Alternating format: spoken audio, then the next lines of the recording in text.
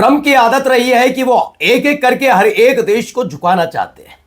Iran के साथ भी इसी मकसद के साथ आए थे, क्योंकि हौसले बुलंद थे।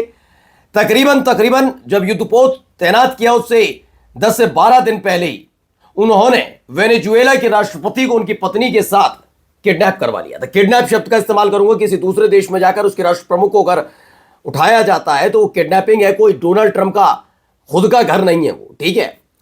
तो ऐसा हुआ, उनको लगा ईरान को भी झुका लूंगा, हाल ही में माहौल बना हुआ है, लेकिन पड़ गए लेने के देने।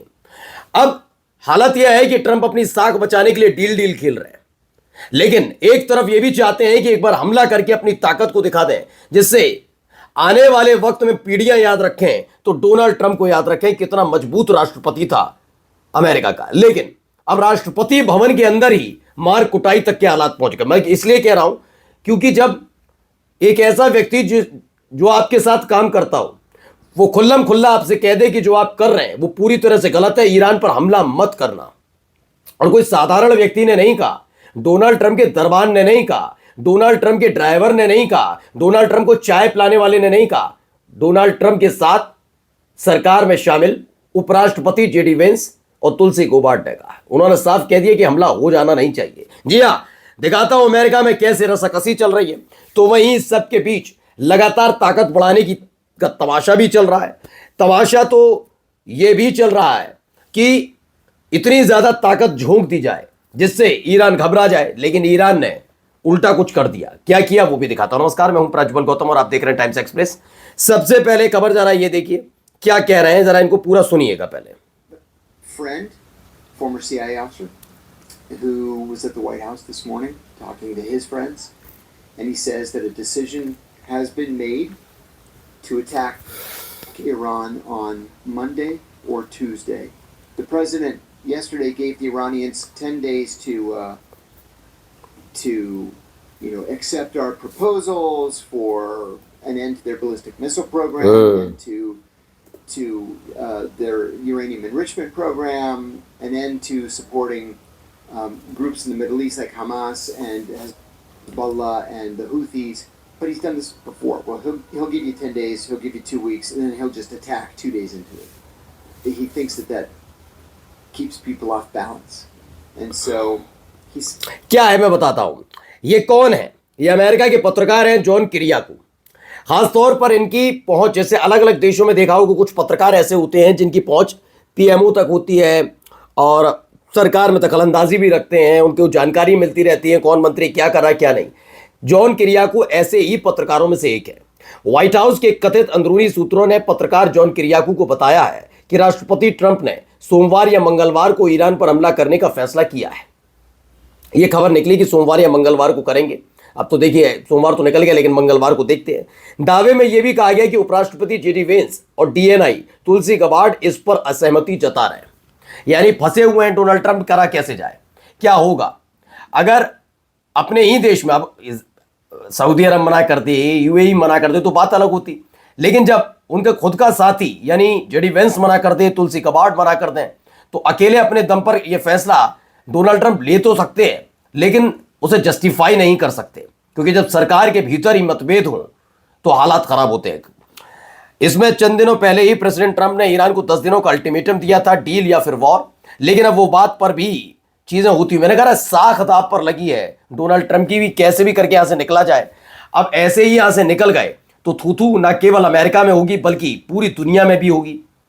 इसीलिए वो डर दिखाना चाहते हैं, वो कुछ ऐसा करना चाहते हैं जिसे निकल लिया जाए। हाल में एक खबर भी आई थी कि एक प्रस्ताव रखा गया था अमेरिका की तरफ से, जब उन्होंने देखा डील पर बात नहीं बन पा रही तो उनकी उम्मीद थी कि एक काम करते हैं, एक डील थी, एक बताया गया था कि भाई एक काम करिए, हम आप हमें 2-3 जगह बता दीजिए आपके यहां जहां हम मिसाइल दाग दें। यह अमेरिका की तरफ से ईरान के सामने प्रस्ताव था।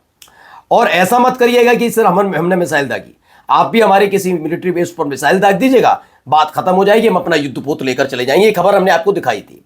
अब देखिए यहां पर भी कुछ ऐसे ही है, ये हर तरह के दाव पेच चल रहे हैं, मतलब साम दाम दंड भेद कैसे भी करके वहां से निकल रहा है। इन्होंने समझ गए कि फंस गए यहां पर आकर। हम ना ईरान झुकने के लिए तैयार है और ना ही ऐसे हालात बन पा रहे हैं जिससे बचा जाए। अब देखिए इसके लिए तैयारियों के नाम पर क्या क्या हो रहा है, जरा देखते चलिए। ये एक तस्वीरें निकलकर सामने आई हैं, इनको देखते चलिए।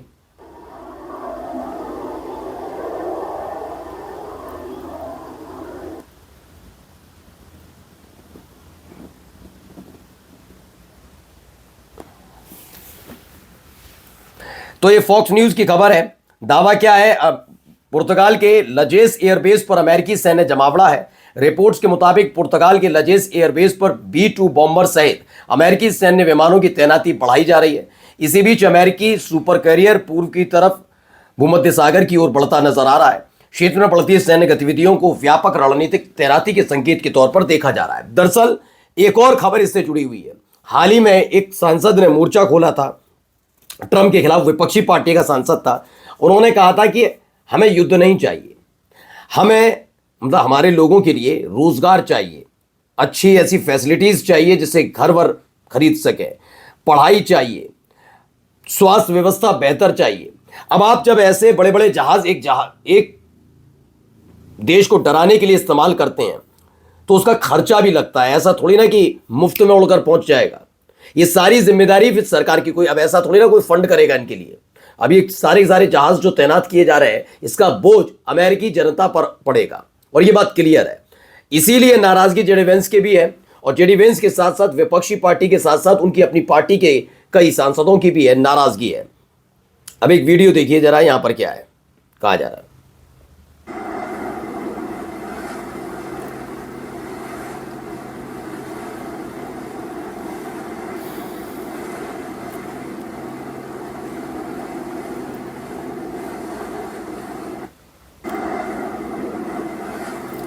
तो ये दावा क्या है? दावा पहले बता देता हूं। ईरान अमेरिकी हमले का काउंटडाउन है। वॉशिंगटन पोस्ट के मुताबिक राष्ट्रपति ट्रंप ईरान के खिलाफ लंबे सैन्य अभियान के लिए तैयार है। इसी बीच दावा किया जा रहा है कि अमेरिका ने अपने कुल बेड़े के लगभग 1/3 यानी कि 6 AWACS विमान मध्य पूर्व में तैनात किए। AWACS विमान बड़े क्षेत्र में हवाई निगरानी, रडार कवरेज और कमांड एंड कंट्रोल क्षमताएं प्रदान करते हैं। एक्सपर्ट्स के मुताबिक इस स्तर की तैनाती किसी त्वरित हमले से ज्यादा दीर्घकालिक अभियान की तैयारी का संकेत हो सकती है। हालांकि कुछ पर्यवेक्षक मानते हैं कि ऐसी सुर्खियां कूटनीतिक दबाव बनाने की रणनीति भी हो सकती हैं। फिर वही आ गया ना, कूटनीतिक दबाव। लेकिन इस कूटनीतिक दबाव में पैसा बहुत खर्च हो रहा है अमेरिका का। अब आप सोचिए, आपने युद्धपोत कहां से कहां लाकर खड़ा कर दिया, उसके साथ नौकाएं भी होती हैं, बाकी के शिप्स भी होते हैं, उस पर पैसा खर्च हुआ। आप मिडिल ईस्ट के अंदर अपने हथियार, अपने जेट्स भेज रहे हैं, उन पर पैसा खर्च हो रहा है। ये तमाम चीजें हो रही हैं। यानी रसद पहुंचाते पहुंचाते अमेरिका बोझ तले दब रहा है, सिर्फ एक उम्मीद, एक ख्वाहिश के साथ कि कैसे भी ईरान झुके और वहां से निकल लिया जाए। इन सब के बीच ईरान ने कुछ और कर दिया भाई, झुकने की बजाय। هوایی متقاسم به شناورهای تندرو و سکوهای پرتاب موشک‌های کروز است. با موشک صیاد 3F که هدف خود را در فاصله 150 کیلومتری رهگیری و منهدم. انهدام اهداف هوایی तो स्ट्रेट ऑफ हॉर्मुज में IRGC नौसेना की मिसाइल ड्रिल हुई। ईरान की IRGC नेवी ने हॉर्मुज जल डमरू मध्य में उन्नत एंटी एयर मिसाइल लॉन्च का अभ्यास किया। इस युद्धाभ्यास से ऐसे समय में हो रहा है जब अमेरिकी super carrier USS Gerald R. Ford भूमध्य सागर क्षेत्र में प्रवेश कर चुका है, ऐसा दावा है। यानी कि एक तरफ अमेरिका चाहता है कि डील हो जाए, कुछ बढ़िया हो जाए, बातचीतें बन जाए, तो वहीं दूसरी तरफ ईरान है कि झुकने को तैयार नहीं। नमस्कार।